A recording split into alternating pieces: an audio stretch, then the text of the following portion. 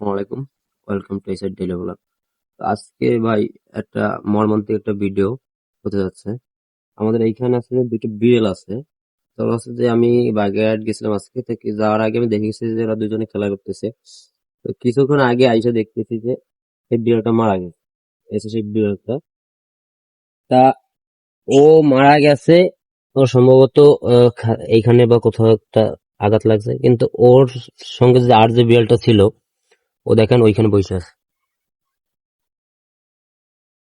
ভালোবাসা কি জিনিস তা প্রাণীদের কাছ থেকেও শেখা যায়, কিন্তু যে ভাই একটা জিনিস কি, মানুষের মধ্যে কিন্তু ভাই মায়া মহব্বত দিন দিন কমে যাচ্ছে।